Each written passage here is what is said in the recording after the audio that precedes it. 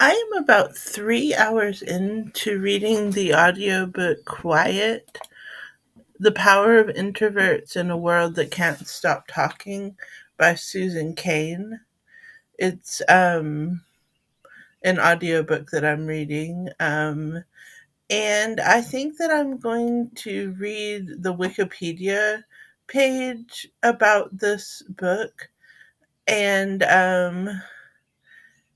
I was thinking I would read it in a video for you all because it's a really interesting book, and I'm probably going to be talking about it on my channel because I am an introvert and I'm really identifying with a lot of this, but I'm kind of on the border of introvert and extrovert, and so it's very interesting to me. Quiet, The Power of Introverts in a World That Can't Stop Talking is a 2012 nonfiction book written by American author and speaker Susan Cain. Cain argues that modern Western culture understands and undervalues the traits and capabilities of introverted rather, sorry, people to a colossal waste of talent, energy, and happiness. The book presents a history of how Western culture transformed a culture of character and a culture of personality in which an extrovert ideal is dominant and an inversion is viewed as inferior or even pathological. Adopting scientific definitions of introvert and extroversion as preferences for different levels of stimulation.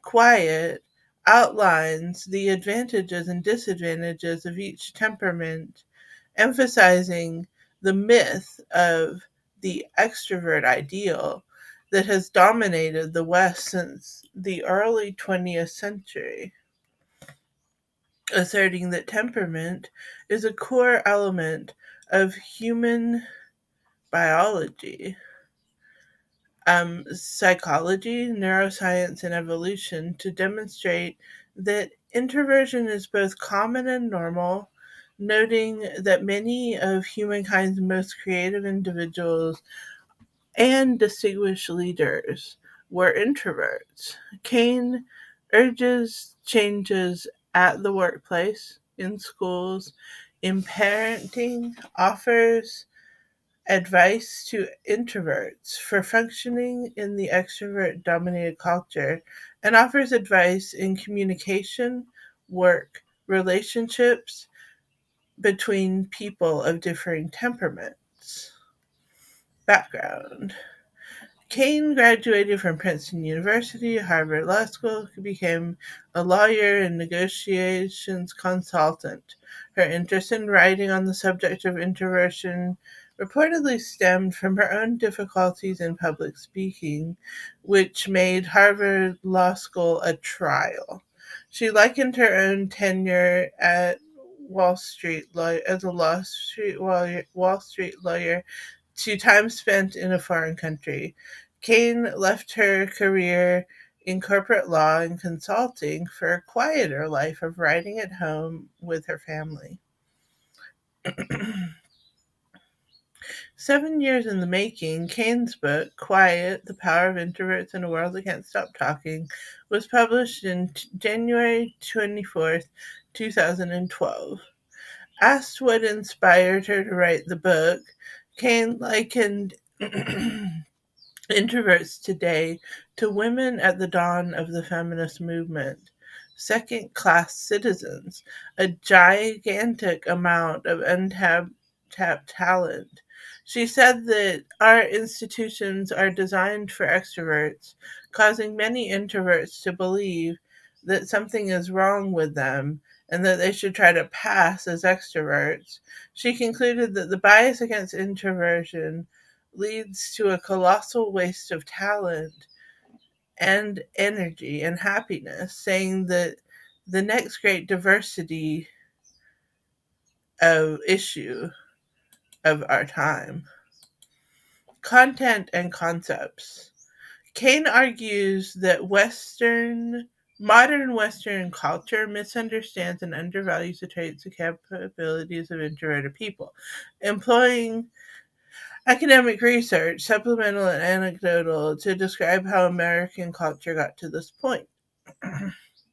The extroverted ideal, quote unquote.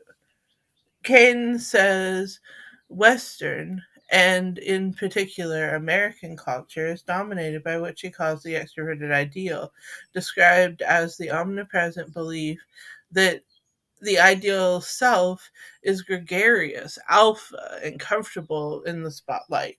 Western society, that reminds me of someone, Western societies being based on Greco Roman ideals which praise oratory, favor the man of action over the man of contemplation, and view introversion as being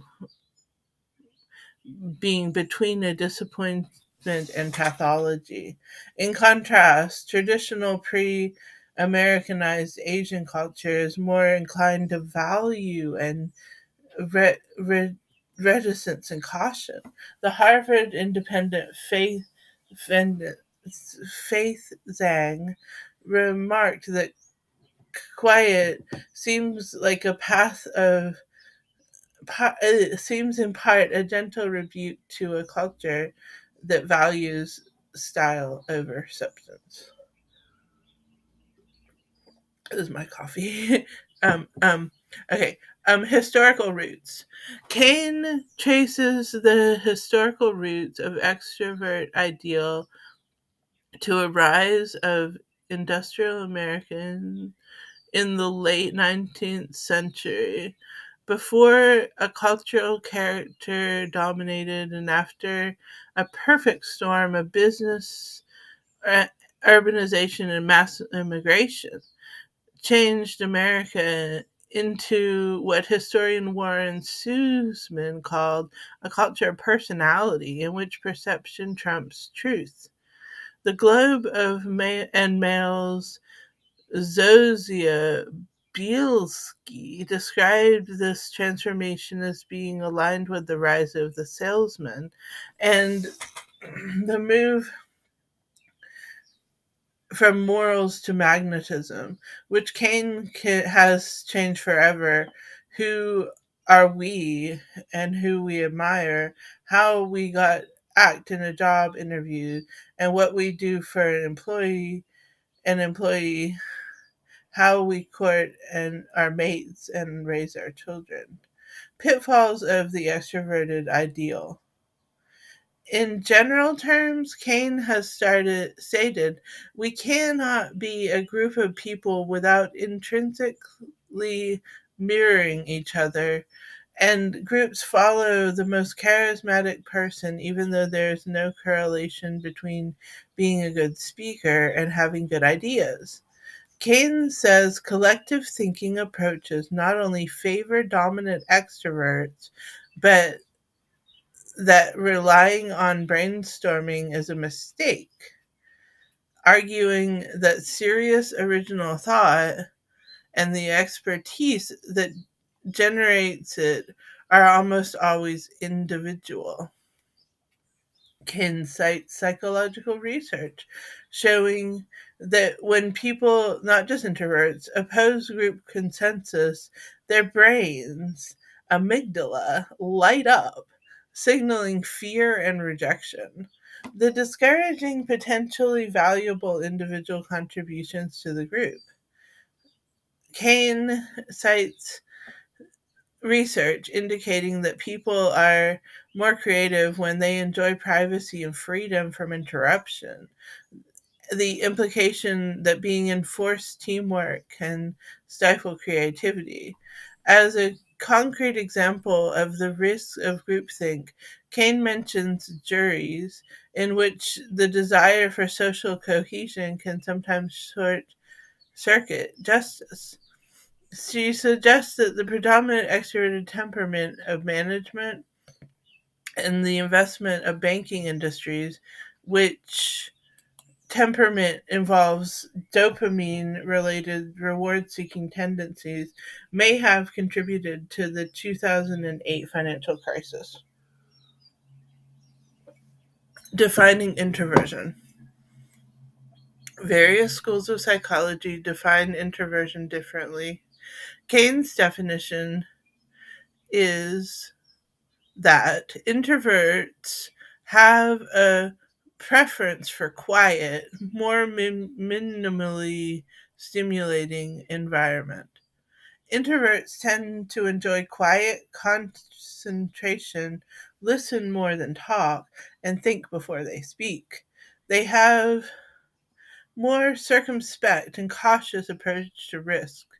Introverts think more and are less reckless and focus on what really matters, relationships and meaningful work. Conversely, extroverts are energized by social situations that and tend to be assertive multitaskers who think out loud and on their feet. Kane notes that between one third and one half of Americans may be classified as introverts, although individuals fall at different places along the introvert extrovert spectrum. People falling near the middle of the spectrum are called ambiverts. I'm kind of close to an ambivert, but I'm an introvert. Distinguishing introversion. Kane distinguishes introversion from superficially similar personality traits, in particular, charging the perceived identity between shyness and introversion to be a huge misconception. She explains that shyness is inherently uncomfortable, but introversion is not. Crediting required developmental psychologist Jerome Kagan, quiet recognizes that there is no single cause for a given behavior, and there are many routes to behavior, such as being slow to warm up, shyness, and impulsivity. Kane distinguishes introversion characteristics by her preference for being quiet, for a quiet, minimally stimulating environment, from being shy, fear of negative judgment, and from being antisocial, introverts and extroverts being differently social, and from autism, being inability to read social cues and understand other minds, not being characteristic of introverts. Core of our identities. Kane asserts that whether one is outwardly oriented to the surrounding world or inwardly oriented to the inner riches of the mind has profound effects on one's gender. Has as profound an effect as one's gender, has as profound effect as one's gender. Kane asserted that our lives are shaped as profound as by personality as gender and race, that the single most important aspect of personality is where we fall on the introvert extrovert spectrum, and that one's place in the continuum influences our choice as of friends and mates, how we make conversation, resolve differences, show love. It can affect the careers we choose and whether or not we succeed in them. Introverts acting as pseudo extroverts. According to Kane, in a culture that is biased against them, introverts are pressured to act like extroverts instead of embracing their serious, often quiet and reflective style. Kane's research included visits to what she termed three nerve centers of extrovert ideal, a Tony Robinson self help seminar, the Harvard Business School, and a megachurch, noting the discomfort and struggles experienced by introverts in those environments, and shining a light on the bias against introversion. She said that people have to act out of true character sometimes, but that's not healthy. It is not healthy to act out of one's character most or all of the time. Whether you try to pass as someone you are not, or try to lose a part of yourself along the way, you especially lose a sense of how to spend your time.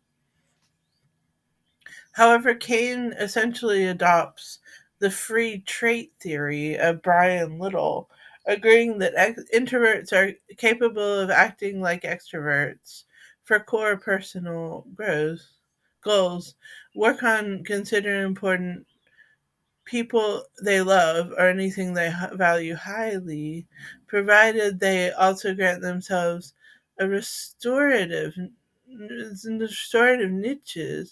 which are places to go and time to be their real selves. Also, in February 2012 article, Kane listed 6 self-help strategies introverts may used to nourish their strength, including talking deeply, working alone, reading others' works, the deeply social act, listening well, taking mini breaks for overstimulated environments, and practicing quiet commitment.